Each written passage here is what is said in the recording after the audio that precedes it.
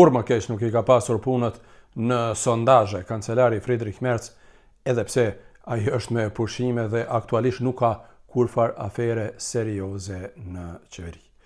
E shumica dërmuese e gjermanëve janë të zhgënjur edhe me partitë në pushtet.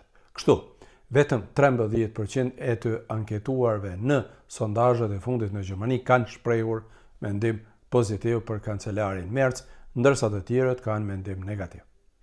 Në trend barometër të publikuar nga media gjermane thuhet se Merzi ka shënuar madje një rënje në sondazhe përkundër faktit që ai është pra me pushime sikur edhe Bundestagu gjerman. Sa i përket partive politike, partitë e koalicionit në pushtet, CDU, CSU dhe SPD kanë humbur bindshëm shumicën e votuesve.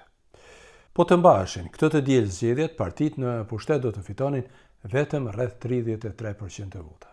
Në sondazhet e publikuara sot thuhet se partia AFD është bindshëm në vendin e parë me rreth 7% më shumë se partitë e Unionit CDU-CSU që janë në vendin e dytë. Pastaj vijnë ekologjistët, SPD-ja dhe e majta.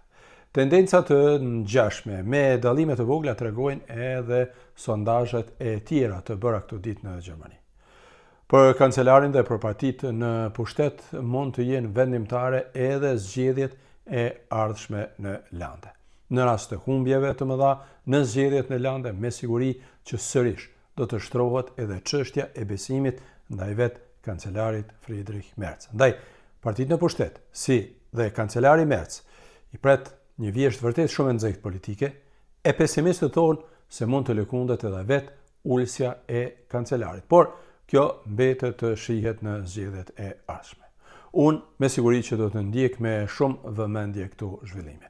Po ju, çfarë mendoni për punën e qeverisë gjermane dhe për punën e kancelarit Merz?